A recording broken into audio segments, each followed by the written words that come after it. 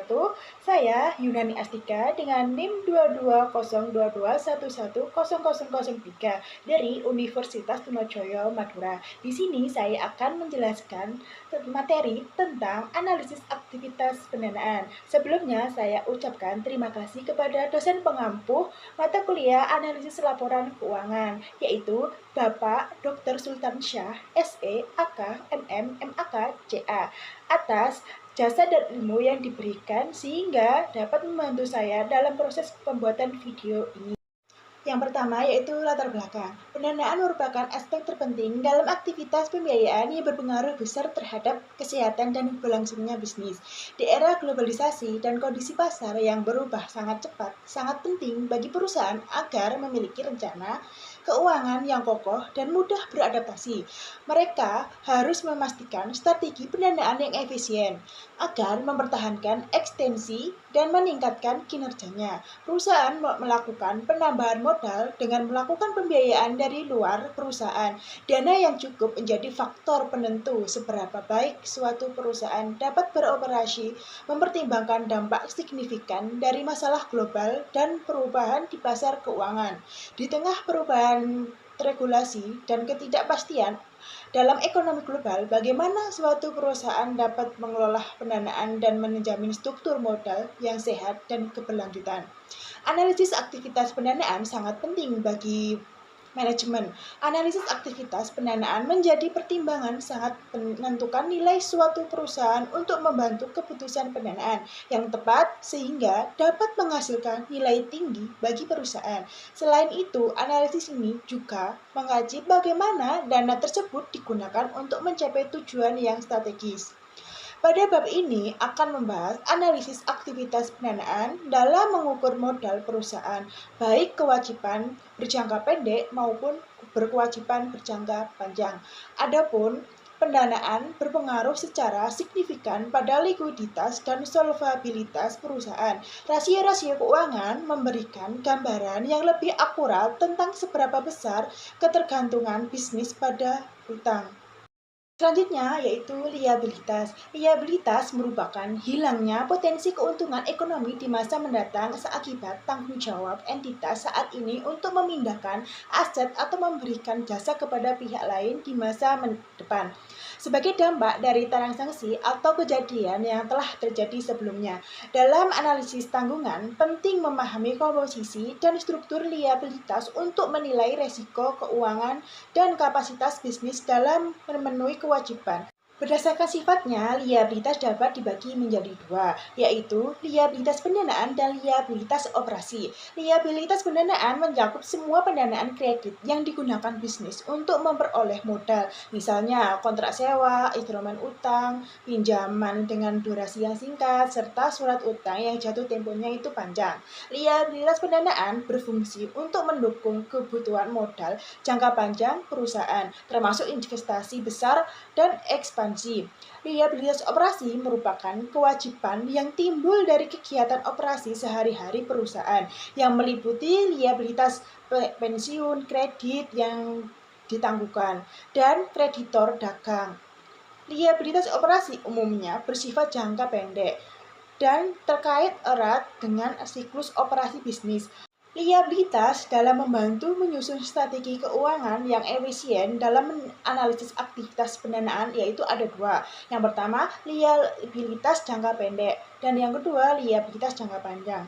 Liabilitas jangka pendek sendiri itu merujuk pada kewajiban perusahaan yang harus diselesaikan dalam waktu kurang dari 1 tahun atau dalam suatu siklus operasi tergantung mana yang lebih dahulu. Liabilitas jangka pendek memiliki beberapa karakteristik. Yang pertama, masa tangguh yang kurang dari 1 tahun. Yang kedua, biaya modal atau bunga yang relatif rendah. Dan yang terakhir dicatat pada nilai jatuh tempo daripada nilai sekarang.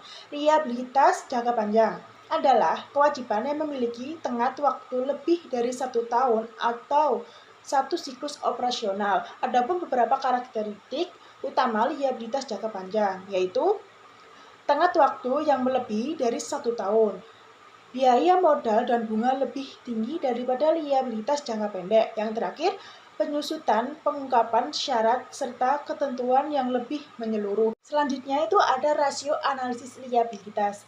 Dalam dunia bisnis, aktivitas pendanaan berperan penting dalam membantu memenuhi kebutuhan investasi dan operasional perusahaan. Analisis rasio keuangan adalah salah satu metode paling umum untuk melakukan penilaian, khususnya untuk rasio yang berkaitan dengan utang atau kewajiban. Rasio-rasio ini memberikan gambaran yang lebih akurat tentang seberapa besar ketergantungan bisnis pada utang dan seberapa baik perusahaan tersebut menangani tanggung jawab keuangannya. Rasio-rasio dalam analisis liabilitas pendanaan itu ada 5. Yang pertama ada debt to asset ratio atau disebut DAR. Itu menghitung rasio aset yang didanai melalui pinjaman baik yang bersifat jangka pendek maupun jangka panjang. Rasio ini membantu dalam analisis tentang bagaimana suatu bisnis membiayai asetnya dengan utang. Semakin besar rasionya, semakin banyak aset yang dibiayai utang yang diandaikan perusahaan.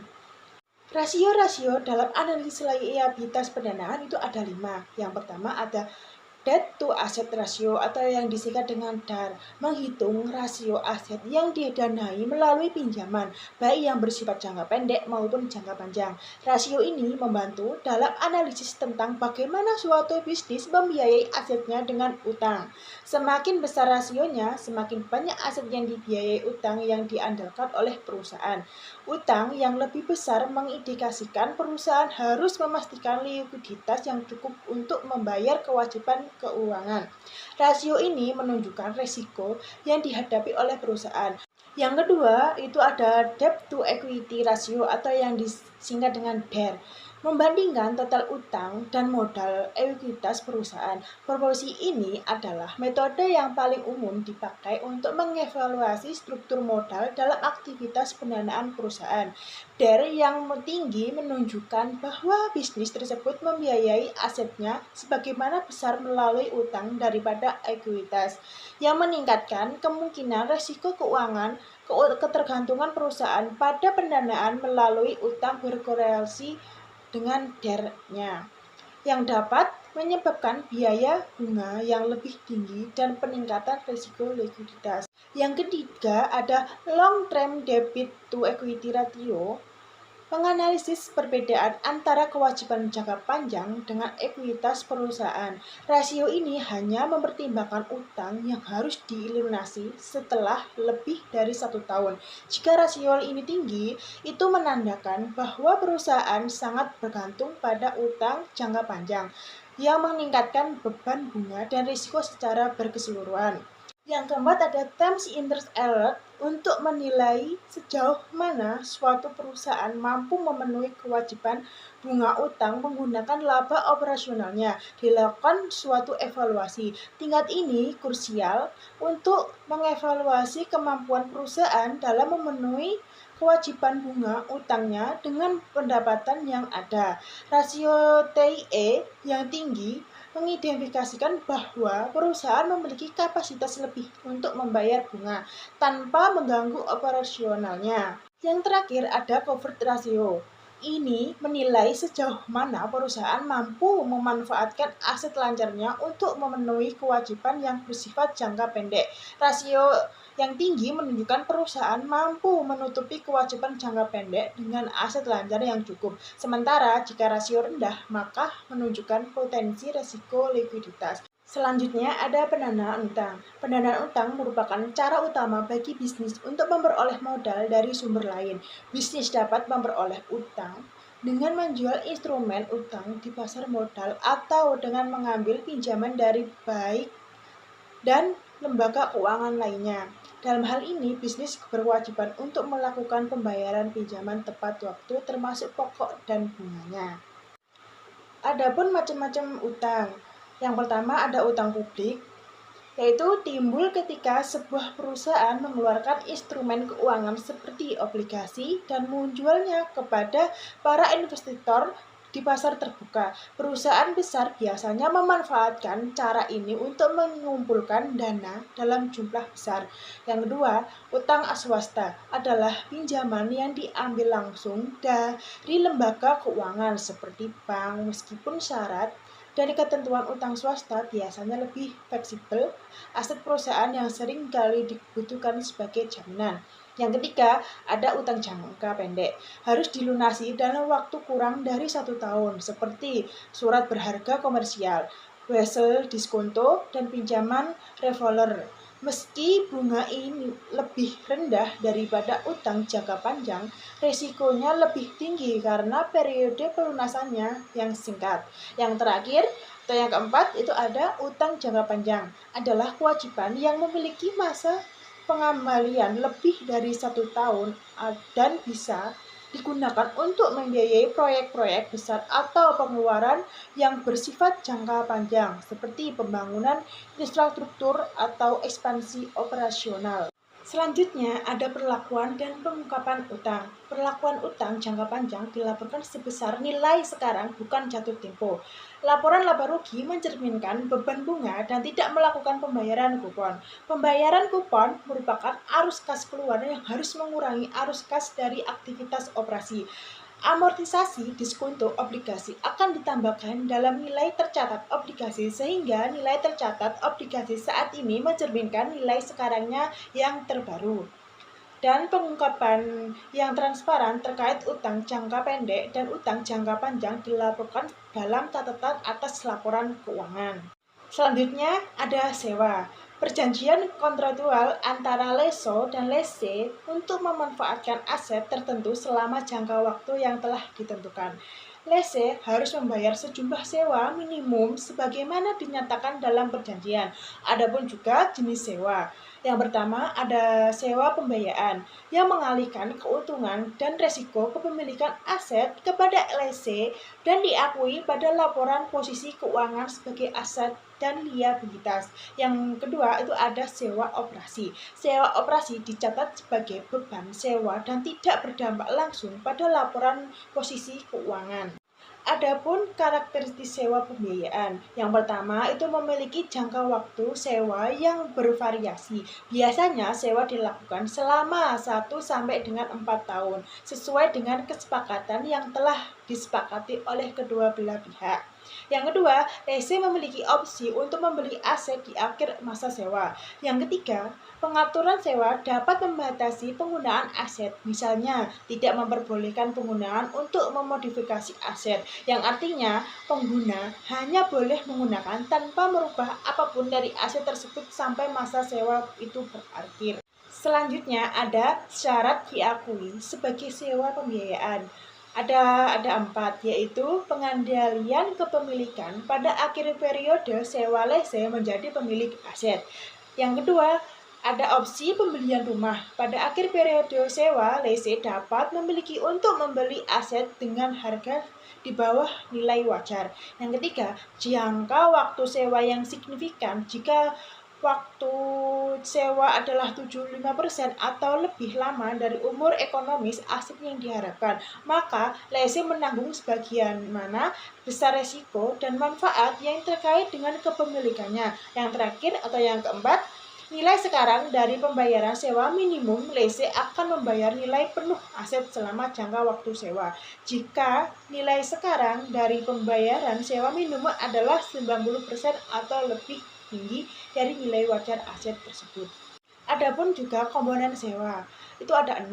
Yang pertama, nama lengkap dan identitas kedua belah pihak yang menunjukkan sebagai lessor dan lessee. Yang kedua, aset yang disewa berisi informasi tentang aset tersebut secara detail. Yang ketiga, ada total harga aset yang disewa. Yang keempat, umur ekonomis aset yang disewa. Yang kelima, jadwal pembayaran pokok dan bunga sesuai dengan kesepakatan kedua belah pihak. Yang keenam, denda dan biaya terkait mengenai perjanjian penyewaan aset tersebut. Selanjutnya ada kontingensi dan komitmen. Kontingensi adalah keuntungan atau kerugian di masa mendatang yang bergantung pada penyelesaian satu atau beberapa peristiwa, misalnya likuidasi hukum dan jaminan produk. IFRS IAS 37 membagi liabilitas kontingensi menjadi 3 kategori. Yang pertama, ada probable atau kemungkinan besar terjadi. Jika sangat mungkin terjadi dan jumlahnya dapat diperkirakan, perusahaan harus mencatat provisi dalam laporan keuangan. Contohnya, perusahaan menghadapi gugatan yang kemungkinan besar akan kalah. Yang kedua, ada possible atau mungkin terjadi. Jika ada kemungkinan terjadi tetapi tidak pasti, perusahaan cukup mengungkapkan dalam catatan laporan keuangan. Contohnya, potensi pelanggaran paten dengan peluang 50% untuk terjadi. Yang terakhir ada remote. Itu kecil kemungkinan terjadi. Jika kemungkinannya sangat kecil, perusahaan tidak harus mengungkapkannya. Contoh, klaim asuransi atas bencana alam yang jarang terjadi. Adapun juga pengungkapan kontingensi. Itu ada 3. Yang pertama, penjelasan tentang resiko dan kewajiban kontingensi. Yang kedua, seberapa besar kontingensi yang mungkin terjadi dan bagaimana keterlibatan pihak lain ditangani ketika menghitung resiko. Ketiga, itu biaya yang diantisipasi dari setiap kerugian kontingensi jika ada. Jadi, kesimpulannya adalah analisis aktivitas pendanaan membantu memahami bagaimana perusahaan mengelola sumber daya finansial untuk mendukung operasional dan pertumbuhan, termasuk penerbitan saham utang, pembayaran dividen, dan pembelian kembali saham. Pendanaan dapat dilakukan melalui utang atau ekuitas, dengan masing-masing memiliki kelebihan dan kekurangan. Keseimbangan antara keduanya penting untuk menjaga struktur modal yang sehat, meminimalkan risiko, dan memanfaatkan lever keuangan. Analisis ini juga mencakup evaluasi sewa, baik operasi maupun pembiayaan, untuk mengoptimalkan penggunaan, mengalami keputusan strategis terkait pembiayaan jangka pendek dan jangka panjang, menjaga probabilitas, likuiditas, serta memastikan keberlanjutan bisnis.